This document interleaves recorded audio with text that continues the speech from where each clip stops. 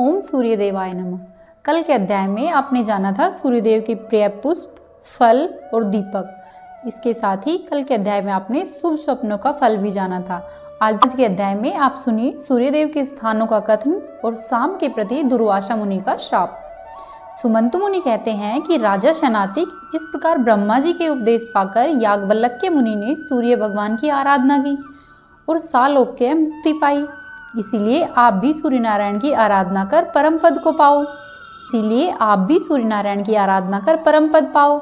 जो देवताओं को भी दुर्लभ है। यह सुनकर राजा ने पूछा कि महाराज, जम्बू द्वीप में सूर्य नारायण का स्थान कहाँ है, जहाँ आराधना करने से शीघ्र ही मनोवांछित फल प्राप्त हो। राजा का ऐसा वचन सुनकर मुनि कहने लगे कि हे राजन, इस द्वीप में 3 स्थान सूर्य नारायण के मुख्य है। एक इंद्रवन, दूसरा मुंडार और तीसरा तीनों लोकों में प्रसिद्ध कालप्रिय नामक स्थान है।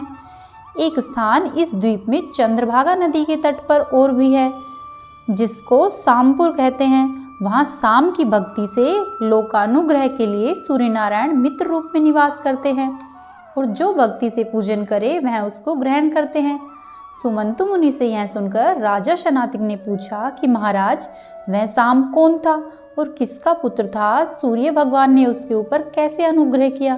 कृपया करके आप इसका विस्तार से वर्णन करें। राजा का वचन सुनकर सुमंतु मुनि कहने लगे कि 12 आदित्य जगत में प्रसिद्ध है। उनमें से विष्णु नाम आदित्य श्री कृष्ण रूप से जगत में उत्पन्न हुए। उनके जामवंती नाम की भार्या से शाम नामक पुत्र हुआ। वह पिता के श्राप के कारण कुष्ठी हो गया। तब वह सूर्य नारायण की आराधना कर रोग से मुक्त हुआ। उसी ने अपने नाम से नगर बसाकर उसमें सूर्य नारायण की स्थापना की है। राजा ने पूछा कि महाराज, ऐसा कौन सा अपराध शाम ने किया कि पिता ने उसे ऐसा दारुण श्राप दे दिया? थोड़े से अपराध पर तो पिता पुत्र को श्राप नहीं देते। तब सुमंतु मुनि बोले कि हे राजन, यह वृतांत हम विस्तार से वर्णन करते हैं, तुम ध्यान से सुनो। एक समय वसंत ऋतु में रुद्र के अवतार दुर्वासा मुनि तीनों लोकों में विचरते हुए द्वारिका में गए। उस समय सामने उनको देखा कि वह जटाधारे हैं, शरीर क्रस है, नेत्र पिंगल है और मुख आकृति अति कुरूप है। यह देखकर शाम को अपने रूप का अभिमान हो गया और शाम ने दुर्वासा मुनि का अनुकरण अर्थात नकल की। उनके मुख के तुल्य अपना मुख भी विकृत बनाया और उन्हीं की भांति चलने लगा। यह देख और शाम को रूप तथा यौवन का अति गर्व देखकर क्रोध से कांपते हुए दुर्वासा मुनि ने कहा कि हे शाम, हमको कुरूप देखकर और अपने आप को अति रूपवान जानते हुए तुमने हमारी नकल की, इसलिए तुम भी बहुत शीघ्र कुष्ठी हो जाओगे। सुमंतु मुनि कहते हैं कि हे राजन, इसी प्रकार नारद मुनि भी सब ऋषियों को साथ ले श्री कृष्ण भगवान के दर्शन के लिए कभी कभी द्वारिका में जाया करते थे। जब नारद जी वहां जाते तब प्रद्युम्न आदि यादव कुमार पादार्घ्य से उनकी पूजा करते, परंतु भावी के वश और रूप के गर्व से शाम कभी उनका सत्कार नहीं करता था, सदा अवज्ञा ही करता और खेल में लगा रहता। उसका यह अभिनय देखकर नारद मुनि ने अपने मन में विचार किया कि यह सदा मेरा अनादर करता है, इसलिए इसका गर्व दूर करना चाहिए। अतः वह श्री कृष्ण भगवान के समीप आए और उनसे एकांत में कहा, यह आपका पुत्र शाम अति रूपवान है, इसके तुल्य दूसरा पुरुष त्रिलोक में नहीं है, इसीलिए आपकी 16,000 रानियां इस पर मोहित है और दिन रात इसकी इच्छा रखती हैं। नारद की वाणी सुनकर श्री कृष्ण भगवान ने विचार किया कि स्त्रियों को कुछ विवेक तो होता ही नहीं है। रूपवान पुरुष को देख अवश्य उनका चित्त चंचल हो जाता है, इसीलिए इस बात का निश्चय कर व्याभिचार दोष से स्त्रियों की रक्षा करनी चाहिए। मन में ऐसा विचार करके श्री कृष्ण भगवान ने नारद मुनि से कहा कि आपके वचन का हमको निश्चय कैसे हो? नारद जी ने कहा कि अच्छा, हम कभी निश्चय करा देंगे। यह कहकर नारद मुनि वहां से चल दिए। कुछ काल के बाद वह फिर से द्वारिका में आए। तब श्री कृष्णचंद्र सब ऋतुओं के पुष्पों से अलंकृत, कमलों से परिपूर्ण, वापियों से शोभायमान, अनेक उत्तम पक्षियों के मधुर शब्दों से मनोहर रेवतक पर्वत के वन में अपनी सब रानियों सहित विहार करते थे। वन विहार के अनंतर जल क्रीड़ा की। पीछे मनोहर वृक्षों के नीचे बैठ अति रूपवती और अनेक उत्तम उत्तम वस्त्र आभूषणों से अलंकृत अपनी रानियों सहित सुरापान करने लगे। उत्तमसुरा के पान से सब स्त्रियां मत हो गई।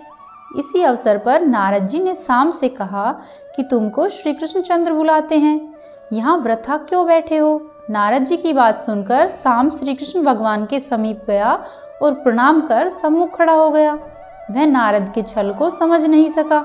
उन मदमाती स्त्रियों ने जब साम को देखा तब उसका रूप और यौवन देखकर उनका चित्त चंचल हो गया। मदपान से लज्जा तो रहती नहीं और रूपवान पुरुष को देख स्त्रियों की योनि में स्वेदन होता है।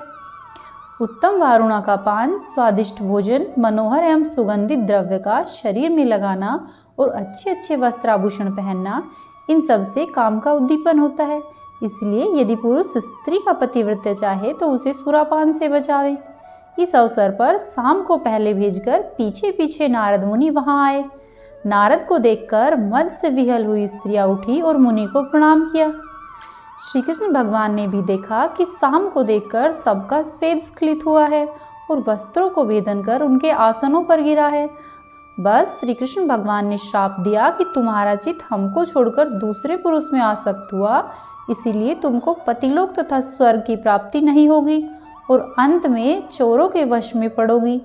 सुमंतु मुनि कहते हैं कि हे राजन, उसी श्राप से श्री कृष्ण भगवान के बैकुंठ जाने के बाद उन स्त्रियों को अर्जुन के देखते देखते ही चोर हर ले गए।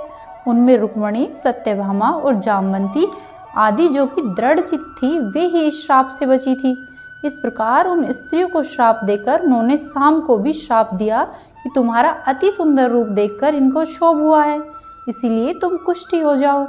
पिता का वचन सुनकर साम ने हंसकर कहा कि महाराज, मेरा तो कुछ दोष नहीं है, मेरा चित्त तो स्थिर है। इसी अवसर पर दुर्वासा मुनि का भी साम को श्राप हुआ। साम ने फिर भी दुर्वासा मुनि से छेड़छाड़ की थी। तब उनके श्राप से लोहे का मुसल उत्पन्न हुआ, जिससे समस्त यादव वंश का क्षय हुआ था। इसीलिए बुद्धिमान पुरुष, देवता, गुरु, ब्राह्मण आदि की अवज्ञा नहीं करनी चाहिए, सदा ही इनके आगे नम्र ही रहे। हे राजन, जो पुरुष धर्मात्मा, धैर्यवान, क्रोध रहित, विद्या विनीत, दूसरों को संताप नहीं देने वाला, अपनी स्त्री से संतुष्ट और परनारी से विमुख हो, उसको जगत में कोई भय नहीं होता।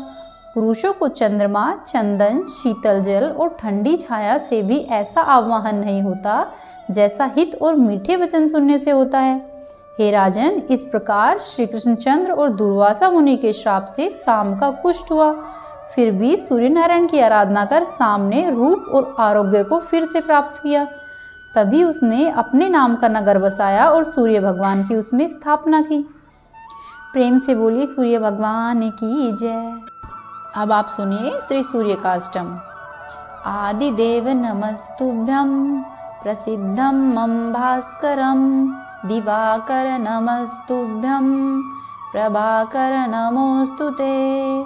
सप्ताश्वरथमारूढं प्रचण्डं कश्यपात्मजं, श्वेतपद्मधरं देवं तं सूर्यं प्रणमाम्यहम्।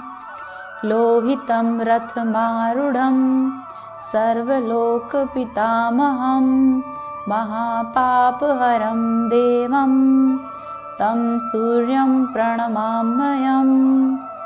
त्रिगुणयं च महाशूरं ब्रह्मविष्णु महेश्वरं, महापापहरं देवं तं सूर्यं प्रणमाम्यहम्। बृहितं तेजं पुञ्जं च वायुमाकाशमेव च, प्रभुं च सर्वलोकानां तं सूर्यं प्रणमाम्यहम्।